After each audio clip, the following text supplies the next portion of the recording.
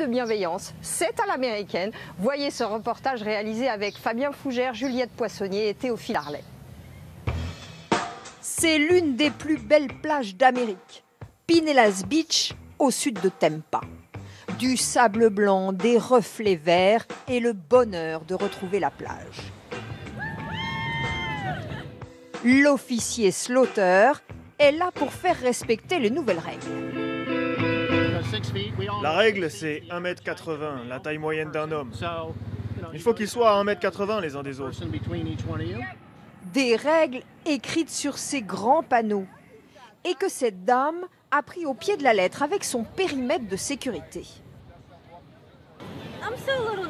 Je suis un peu nerveuse parce qu'il y a quand même beaucoup de monde.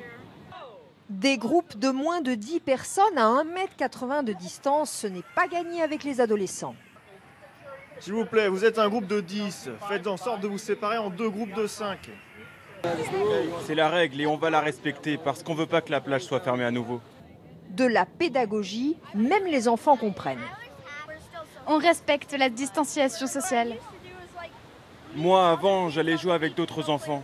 Mais je ne peux plus le faire, je dois rester tout seul. Aucune contravention. La densité de la plage est surveillée. Quand on regarde en face, ça donne l'impression qu'il y a beaucoup de monde. Mais quand vous regardez en transversale, il y a de l'espace. Des caméras, des hélicoptères calculent le nombre de personnes au mètre carré. 7000 sont autorisés. On ferme certains accès sur la base de ces calculs de densité pour ne pas avoir trop de monde. Mais en Floride, certains contestent l'ouverture des plages. Pensacola, une ombre plane sur le sable. Une faucheuse, en fait un avocat déguisé. La faucheuse, c'est le symbole de la mort. Il effraie les enfants ou amuse, mais surtout veut faire réfléchir. Les gens vont venir de partout, ils arrivent avec leurs germes ou bien ils attrapent le virus et vont le répandre ailleurs. La Floride attire 126 millions de touristes par an.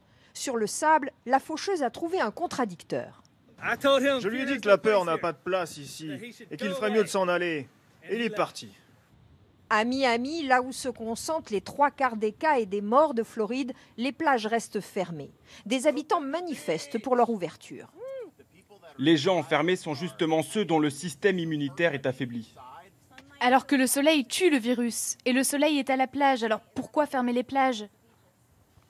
Pour l'instant, le nombre de cas de personnes infectées n'a pas augmenté depuis la réouverture des plages. Voilà pour le grand format de ce